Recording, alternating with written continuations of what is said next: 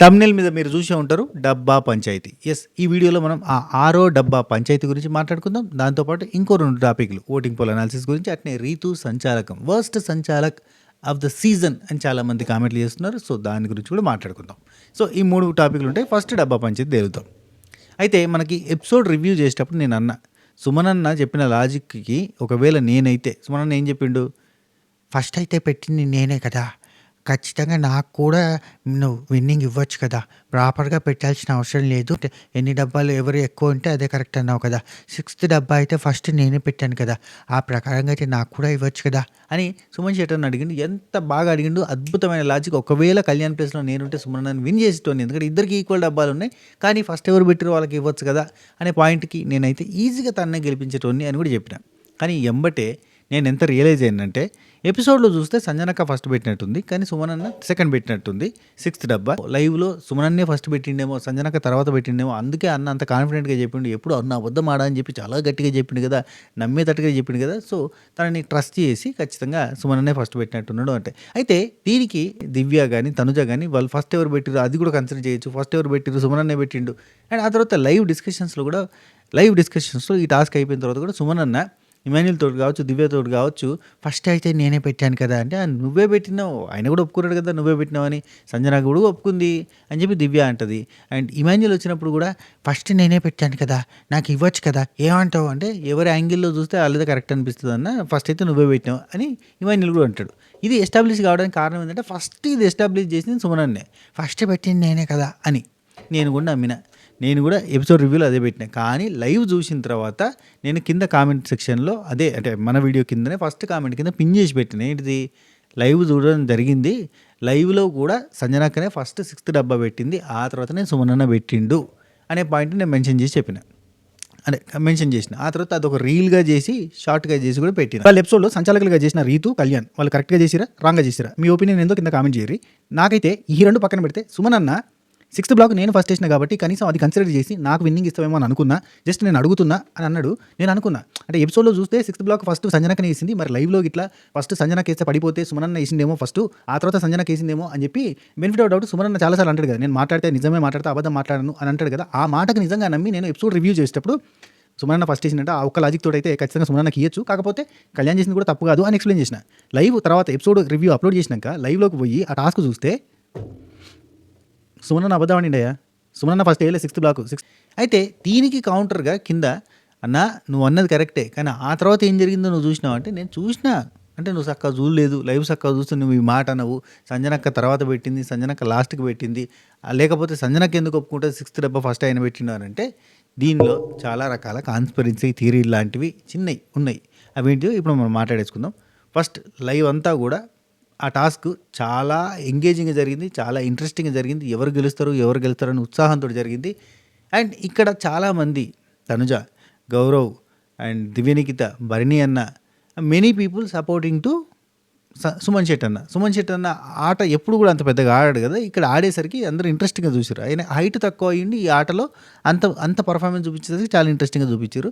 So, అతను గెలవాలి అన్న కోరిక కూడా వస్తది. ఎవరైతే గెలవలేరు అన్న సిచ్యువేషన్ ఉంటుందో వాళ్ళు గెలిస్తే కిక్ అనిపిస్తుంది. సో, ఆ కిక్కు కోసం అని చెప్పి అక్కడ వాళ్ళందరూ ఎదురు చూస్తున్నారు. వాళ్ళని కూడా తప్పు పడతలే చెప్తున్నా. ఈవెన్ తనుజ, దివ్యని కూడా తప్పు పడతలే చెప్తున్నా. అక్కడంతా కూడా వాళ్ళు ఎదురు చూస్తున్నారు ఈగర్లీ. అయితే ఫిఫ్త్ బాక్స్ సంజనాక పెట్టినప్పటికీ ఆయన ఫోర్త్ బాక్స్ చదువుకుంటుండు. కొంచెం కష్టమే. ఆయనకి ఎందుకంటే 3 బాక్సులు పెట్టడమే తన హైట్‌కి ఎక్కువ. సో, 4 బాక్స్ పెట్టడానికి కొంచెం కష్టపడుతుండు. అయితే ఫిఫ్త్ బాక్స్ పెట్టేసింది. ఆ తర్వాత సంజనక్క సిక్స్త్ బాక్స్ పెట్టే టైంకి ఈయన ఫిఫ్త్ బాక్స్ పెడుతున్నాడు. గమనించండి కరెక్ట్‌గా.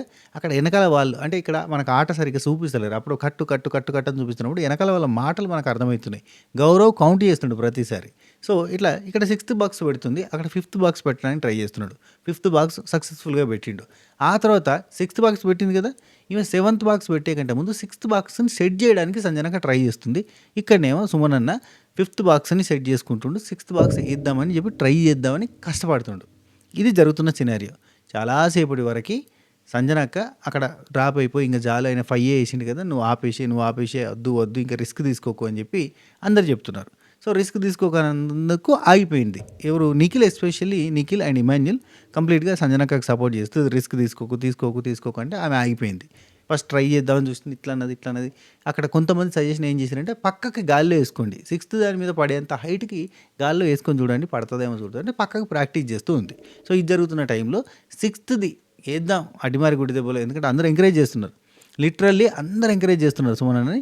సో సిక్స్త్ వేయడానికి ధైర్యం వేసిండు. వేస్తే అది సగమే వచ్చింది. అప్పటికి ఫిఫ్త్ది సగం వచ్చింది, ఆ తర్వాత సిక్స్త్ ఇంకో సగం లాగా వచ్చింది. అసలు బ్యాలెన్స్ ఆగుద్దా లేదా అనే టైంకి సుమన్ పోయి ఆ బాక్సులది లైన్ ఆ డబ్బాని పట్టుకున్నాడు. చాలామంది కామెంట్ చేశారు, అన్న ఆయన సపోర్ట్ అది ఊగుతుంటే పోయి పట్టుకున్నాడు అన్న, అది కరెక్ట్ కాదు కదా అంటే అక్కడ కళ్యాణ్ కొంత లిబరల్గా వదిలేసాడు. ఈవెన్ ఆ బాక్సులు స్ట్రైట్గా పెట్టాలి, లైన్గా పెట్టాలి, అలైన్గా పెట్టాలి అన్న రూల్ ఏం లేదు, ఇష్టం ఉన్నట్టుగా పెట్టుకోవచ్చు అని కళ్యాణే చెప్పిండు. నీకు అది కనవలేదా అని యాంటీ కళ్యాణ్ లేదంటే ఈ టాస్క్లో సుమన్ శెట్టిని సపోర్ట్ చేసే వాళ్ళు మాట్లాడతారు. కానీ ఇక్కడ ఏంటంటే అతను చెప్పింది ఏంది, ఖచ్చితంగా లైన్గా పెట్టాలి అని అంటే ఈయన హైట్కి కుదరదు. ఎందుకంటే ఇప్పుడు సంజనక్క ఈజీగా పెట్టగలుగుతుంది, చాలా వరకు సరిగ్గా పెట్టుకోగలుగుతుంది, కానీ అదే సుమన్ శెట్టి అన్న కష్టం. కాబట్టి ఖచ్చితంగా లైన్గా పెట్టాలి అని అంటే ఈయన ఆడడు, ఈయన ఎంకరేజింగ్గా ఉండాలి. కళ్యాణ్ అదే చెప్పిండు, వీళ్ళకి ఎంకరేజింగ్గా ఉండాలని చెప్పి నేను ఆ రూల్ పెట్టలేదు, ఎట్లన్నా పెట్టుకోవచ్చు అని చెప్పిన. కానీ ఇద్దరు ఈక్వల్గా ఉన్నప్పుడు నాకు టఫ్ అయిపోతుంది నిర్ణయం అనే పాయింట్ మీద ఉన్నాడు. సో అక్కడ కూడా అదే చెప్తాడు, ఇద్దరూ ఈక్వల్ అంటే నాకు చాలా టఫ్ అవుతుంది, డెసిషన్ ఎట్లా తీసుకోవాలి అనే డిస్కషన్లో ఉంటాడు. అయితే ఈ సిక్స్త్ బాక్స్ వేసినప్పుడు కొంచెం అడ్డదిడ్డంగానే ఉంటాయి, ఇట్లా ఆ టైప్లో ఉంటుంది. అయితే ఇటు దిక్కు 6 బాక్సెస్ వేసింది కదా, ఇప్పుడు ఇక్కడ 6 అయినాయి కదా, ఈక్వల్ అయిపోయింది. అయ్యో ఈక్వల్ అయింది, ఇప్పుడు ఏం చేద్దాం, 7th వేయడానికి ట్రై చేయండి అని చెప్పి పక్క నుంచి సజెషన్ ఇస్తే 7th వేయడానికి ట్రై చేసే టైంలో 6th బాక్స్ పడ్డది. ఎస్, ఇప్పుడు 6 బాక్సెస్ ఫస్ట్ ఎవరు వేసారు, సంజనక్క. మరి సంజనక్కకి విన్నింగ్ ఇచ్చేద్దామా, ఈయన 5 వేసేటప్పటికి ఆమె 6 అయిపోయినాయి, ఆమెకు విన్నింగ్ ఇచ్చేద్దామా అక్కడికే క్లోజ్ చేసి. రెండోది, బజర్ అయ్యే టైంకి సుమన్ అన్న దగ్గర 6 ఉండి ఈమె దగ్గర 5 ఉన్నాయా, లేదు, ఇద్దరికి 6 ఉన్నాయి. అయితే ఇక్కడ 7th బాక్స్ వేసే టైంకి ఆ బాక్స్ పడిపోయింది కాబట్టి, 6th బాక్స్ పడిపోయింది కాబట్టి అప్పుడు మళ్ళీ 6th బాక్స్ వేసి ఆమె వేసుకున్నది. అంతే తప్ప అక్కడ సంజనక్క ఎటువంటి మైనస్ లేదు. అండ్ చెప్పాలంటే 6th బాక్స్ ఫస్ట్ వేసింది ఎవరు అని అంటే ఖచ్చితంగా సంజనక్కే.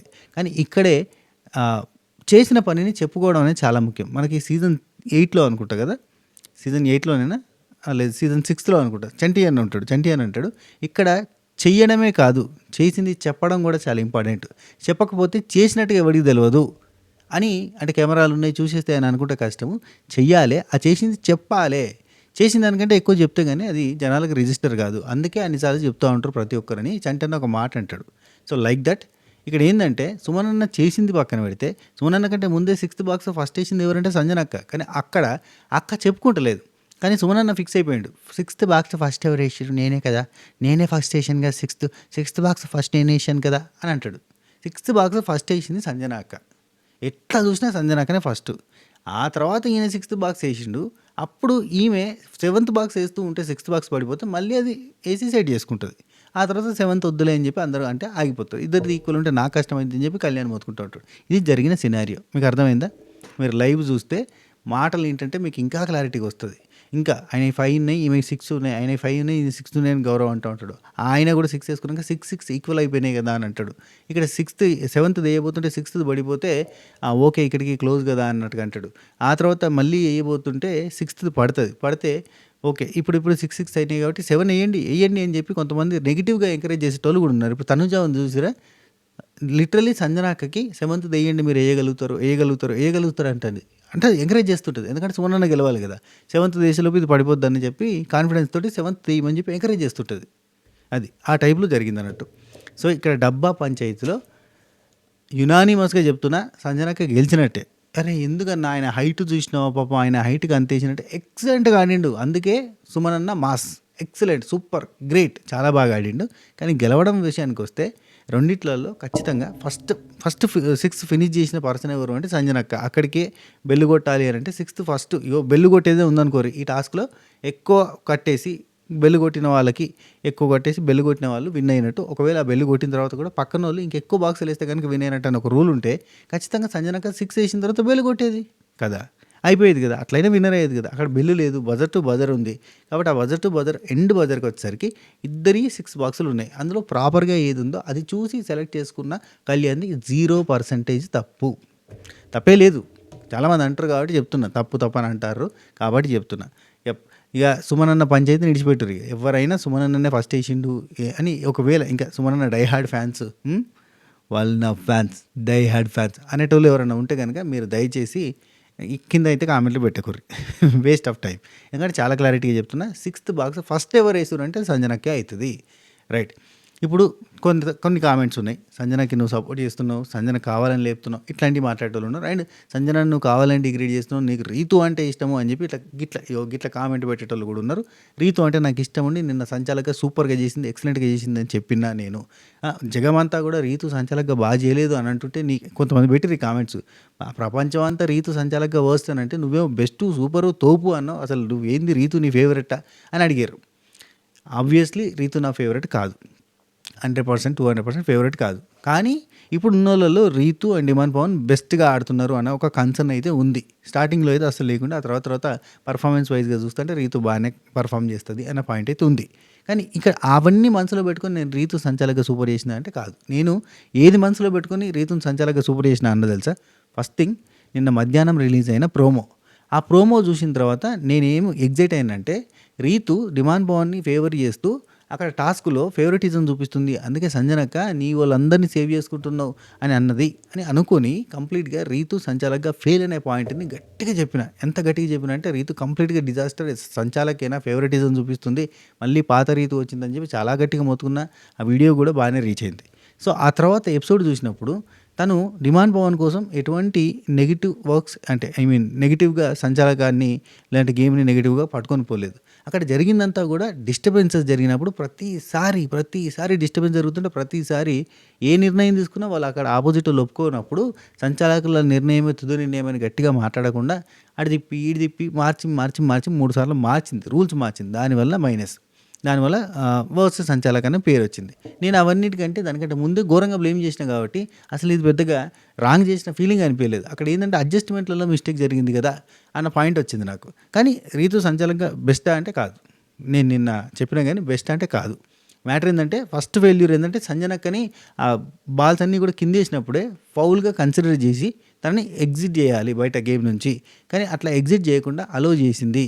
నేను ప్యానిక్ అయిపోయినా సారీ అని చెప్పగానే సరే అని చెప్పి 7 బాల్స్ తీసి అందులో వేసింది. ఇది రీతు మంచితనం వల్ల జరిగిన మిస్టేక్. సంజన గారి మీద ఉన్న ఒక రెస్పెక్ట్ ఉంటుంది, సంజనాకి అంటే కొంచెం రెస్పెక్ట్ ఉంటుంది, ఆ రెస్పెక్ట్ వల్ల వచ్చిన మిస్టేక్. అక్కడ 12 బాల్స్ 13 బాల్స్ కింద పడిపోతే ఆమె జస్ట్ వచ్చి 7 బాల్స్ అంటే 7 బాల్స్ వేసేసి వెళ్ళిపోతుంది, ఆటలో కంటిన్యూ చేసింది. ఫస్ట్ మిస్టేక్ సంచాలక స్ట్రిక్ట్గా ఉండాలి, సంజనక స్ట్రిక్ట్గా ఉండదు, మిస్టేక్ స్ట్రిక్ట్గా ఉండాలి, సంజనకని డిస్క్వాలిఫై చేయాలి. ఏమంటారు? సరే ఫోన్లే చూసుడగా పాప ఆటలు అయితేనే ఉంటాయి కదా, వదిలేసింది. ఆ తర్వాత తనుజ లిటరల్లీ డిమాండ్ పవన్ని నెట్టేసిన తర్వాత నువ్వు నెట్టేసినావు అని చెప్పింది. కానీ నేను నెట్టేయలే ఇంటర్నెట్ వేయలే అని చెప్పి ఈమె తనుజ మేడం అంటే ఫోన్ తీయని వదిలేసింది.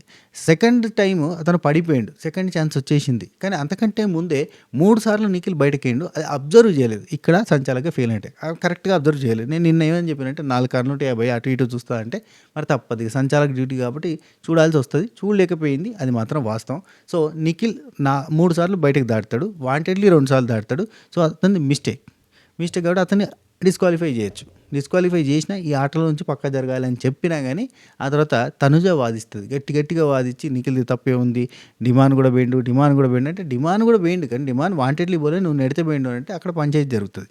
సో ఇక్కడ పంచాయతీ తర్వాత ఆగమాగం అయిపోయి ఈ రౌండ్లో ఎవరిని తీస్తున్నానంటే అంటే ఆయనది తప్పైంది, ఆయన బయటకు పంపించారు, ఇదైంది అదైంది అని అంటే తనుజాని సేవ్ చేసి ఇతన్ని మళ్ళీ ఆడడానికి పెట్టింది. ఇక్కడ రీతుది రాంగా రైటా అంటే నేను రైటే అంటే, ఎందుకంటే తనని సేఫ్ సైడ్ పంపించే బదులు తన ఆటలోకి తీసుకొచ్చింది.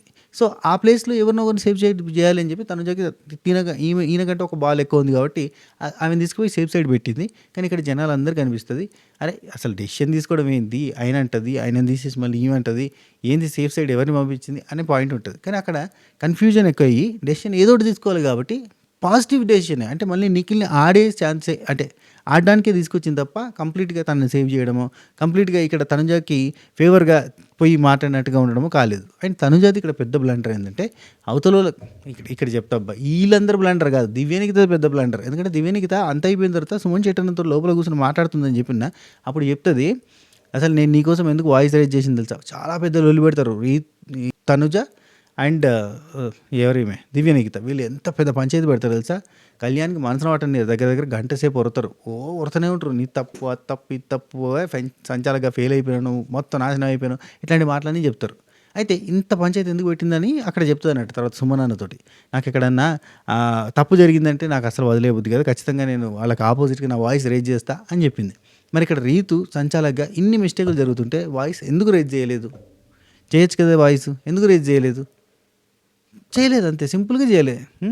మంచిగా కూర్చున్నది సినిమా చూస్తున్నట్టు చూసింది. ఇంకా కొన్ని ఉన్నాయ్యా సీన్‌లు కొంతమంది నాకు రికార్డ్ చేసి మరి పంపుతున్నారు. ఆ సీన్‌లు చూడడానికి చాలా ఆడ్‌గా కనబడుతున్నాయి దివ్య నిఖితకి సంబంధించినయి. ఎందుకు? సరే అవన్నీ పక్కన పెడితే దివ్య నిఖిత అక్కడైతే నోరు తెరిచింది. ఇక్కడైతే నోరు తెరవలేదు. ఎందుకు అంటే ఉత్తగానే ఏం లేదు. ఎందుకంటే అక్కడ సుమనన్న కోసం పోరాటం చేస్తున్నాం. అక్కడ సుమనన్న కోసం నిలబడుతున్నాం. కాబట్టి ఇక్కడ సంజన కోసం నిలబడాలంటే నిలబడబుద్ది కాదు కదా! మనోడు కాదు కదా! అంటే మనోళ్ళు కాదు కదా! అన్న సెన్స్ ఉంటది కదా! ఇక్కడ తనుజ కోసమో, ఇక్కడ నిఖిల్ కోసం నిలబడాలంటే మనకు మనసు రాదు కదా! మన సుమనన్న కోసం నిలబడమంటే నిలబడతాం. మళ్ళీ సుమనన్న మామూలుడా అంటే ప్రభంజనం అట్లా. జనం మెచ్చిన ప్రభంజనం కాబట్టి ఆ జనం మెచ్చిన వాళ్ళతోటి ఉంటా. భరణి అన్నని జనం మెచ్చిరనుకోని ఫస్ట్‌లో భరణి అన్నతోటి ఉన్నది. ఆ తర్వాత ఇప్పుడు సుమన్ శెట్టి అన్నతోటి ఎక్కువ సేపు టైం స్పెండ్ చేస్తే ఆఫ్‌కోర్స్ ఒక ఫ్రెండ్లీ బాండ్ ఆయనతోటి ఏర్పడ్డది కాబట్టి కంటిన్యూ అవుతుందిలే గానీ. సో, డిమాండ్ పవన్ దగ్గర డెసిషన్ మేకింగ్ దగ్గర అందరూ అంటే తను పడిపోయిండు, అటు పోయిండు, అటు అవుతూ వచ్చిర్రు. అండ్ మన తనుజ ఫస్టే సేవ్ అవ్వడం తనకి లక్కు. సో, ఇవన్నిటి మీదకెళ్ళి ఈమె లాస్ట్ వచ్చింది. సో, లాస్ట్ వచ్చినా గానీ బాధ లేదు. నెక్స్ట్ ఎంబటే కూడా టాస్క్‌లో మంచిగా ఆడింది కాబట్టి ముందుకు పోయింది. రైట్. ఈ 2 టాపిక్‌లు సంచాలకంగా నాకు రీతు అంటే ఇష్టం అని కాదు గానీ, అక్కడ నాకు ఓవరాల్‌గా గేమ్‌ని నాశనం చేయలేదు కదా! అంటే దానివల్ల ఎవరికో అన్యాయం జరగలేదు కదా! సంజనక్క ఎట్లాగైనా అంటే ఈ టాస్క్‌లో ఫిజికల్ ఫిట్‌నెస్ అనేది కొంచెం తక్కువ ఉంటది కాబట్టి ఆమె ఆడలేకపోయేది. ఖచ్చితంగా ఓడిపోయేదే అన్న సెన్స్ వచ్చింది. అట్లెందుకు అనుకుంటున్నావు అన్న ఫస్టే సంజనక్కని తీసేసి ఆ తర్వాత నిఖిల్‌ని తీసేస్తే ఇంకో రకంగా పోయేది కదా! అనంటే అది అట్లా ఎట్లన్నా జరుగుతది. అరటిపండు తొక్కేస్తే ఒక రకంగా, తొక్కేయకపోతే ఒక రకంగా దేవుడు చేసిన మనుషులు సినిమాలో జరిగినట్టు జరుగుతూనే ఉంటాయి. ఏది ఆగది. రైట్. ఇక మూడో topic voting poll analysis. Literally voting poll అనేది ఎట్లుందంటే కళ్యాణ్‌కి కొంత బయట సోషల్ మీడియాలో చూస్తే కళ్యాణ్‌కి ఫేవరబుల్‌గానే ఉంది. చాలా వరకి ఇన్‌స్టాగ్రామ్ పోల్స్‌లో చూస్తే కళ్యాణ్ టాప్‌లో కనబడతాడు. అట్లా అని చెప్పి యూట్యూబ్ పోల్స్‌లో చూస్తే మాత్రం కళ్యాణ్ ఖచ్చితంగా ఆమెకి అంటే నక్కకి నాగలోకానికి ఉన్నంత తేడాలాగా తనుజకి 60% ఉంటే ఈయనకు 30% మాత్రమే ఉంటుంది.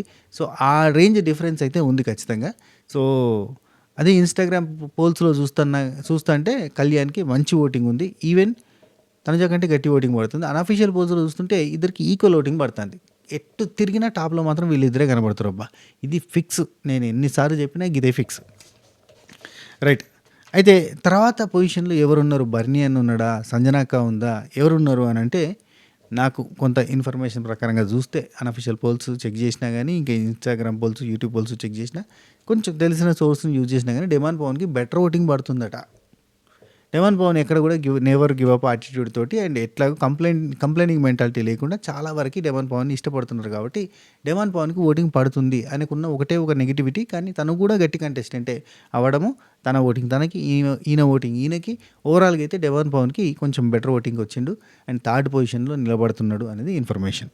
సో, డిమాండ్ పవన్ ఆ తర్వాత వచ్చేసి రీతు ఉంది, సంజన ఉంది, భరణి అని ఉన్నాడు అండ్ సుమన్ శెట్టి అని ఉన్నాడు. వీళ్ళందరికీ కూడా దాదాపు ఈక్వల్ ఓటింగే పడుతుంది. వీళ్ళందరికీ పెద్ద డిఫరెన్స్ ఏం లేదు. ఇప్పుడు డిమాండ్ పవన్ కంటే నిన్న టాస్క్‌లో పర్ఫార్మెన్స్ రీతు అయితే సంచాలకంగా ఫెయిల్ అయింది కాబట్టి కొంచెం అంటే ఆ ఎపిసోడ్ బట్టి కూడా కొంత ఇంప్రూవ్‌మెంట్ ఉంటుంది, కొంత డిక్రిమెంట్ ఉంటుంది కదా! ఇందులో భాగంగా మనకి నిన్న ఎపిసోడ్ చూస్తే ఏంది ఖచ్చితంగా కళ్యాణ్‌కి ఓట్లు పడతాయి. ఖచ్చితంగా సంజన గారికి కొంతవరకు ఓట్లు పడతాయి, కొంతవరకు నెగిటివ్‌గా కూడా ఉంటారు. సో, అట్లా ఎపిసోడ్‌ని బట్టి కూడా ఉంటుంది.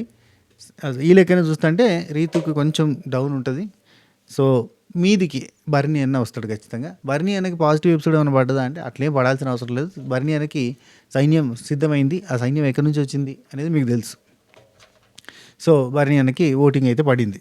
మొత్తానికైతే again eat 5 star do nothing. Bharani అన్న ఏం చేతలేడు. అయినా ఓటింగ్ వస్తుంది. ఇక ఉంటుంది మళ్ళీ ఓటు బ్యాంకులు అన్నీ వస్తూనే ఉంటాయి ఎక్కడి నుంచో. నెక్స్ట్ ప్లేస్‌లో రీతు చౌదరి కనబడుతుంది. రీతు చౌదరికి ఎందుకు ఆ నెక్స్ట్ ప్లేస్? ఎందుకు రీతు ఇంకా కిందికి ఉండాలి కదా అంటే అఫ్‌కోర్స్ వీళ్ళకి కిందోళ్ళకి పెద్ద డిఫరెన్స్ ఏం లేదు. ఇప్పుడు రీతుకి, సంజనాకి కూడా పెద్ద డిఫరెన్స్ ఏం లేదు. రీతుకి, సుమన్‌కి కూడా పెద్ద డిఫరెన్స్ లేదు. అందరికీ కూడా జస్ట్ ఒక 1%, 0.5% డిఫరెన్స్ తోటి ముగ్గురికి కూడా ఈక్వల్ ఓటింగ్ పడుతుంది. సో రీతు, సంజన, సుమన్ శెట్టి వీళ్ళందరూ డేంజర్ జోన్లో ఉన్నారంటే డేంజర్ జోన్కి ఒక అడుగు దూరంలో ఉన్నారు అంతే.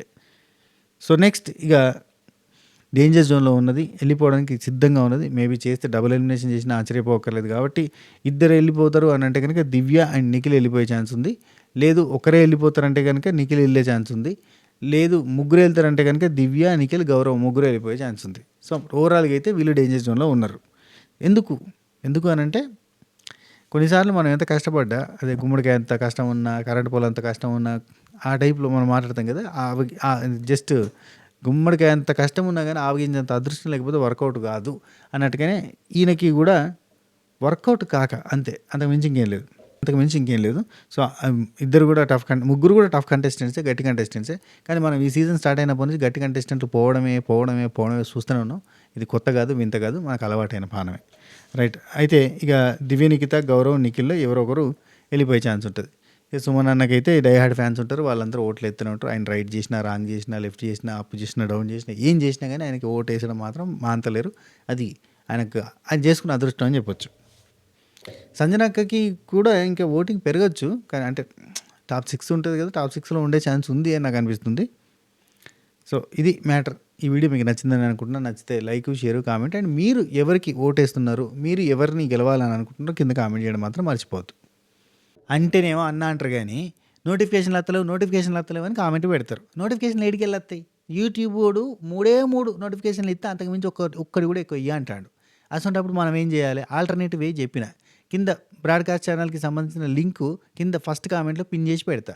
అక్కడ జాయిన్ అయ్యారు అనుకోరి, అన్లిమిటెడ్ నోటిఫికేషన్లు. నేను ఎప్పుడు వీడియో పెట్టాను కానీ మీకు అక్కడ టింగ్ అని వెలుగుతుంది పైన, చూసుకోవచ్చు. That's it. అందుకే జాయిన్ కామని చెప్తాను. కింద కామెంట్ బాక్స్లో ఫస్ట్ కామెంట్లో పిన్ చేసి పెడతా. అట్నే ప్రతి ఒక్కరు కూడా ఒక లైక్ కొట్టి వీడియో చూడడం స్టార్ట్ చేయరు. పాతోళ్ళు లైక్ కొట్టురి, కొత్తలు మీకు నచ్చినక్కడ లైక్ కొట్టే ప్రయత్నం చేయండి. అందరూ కూడా సబ్స్క్రైబ్ చేసి గంట కొట్టే ప్రయత్నం చేయండి. ఓకేనా?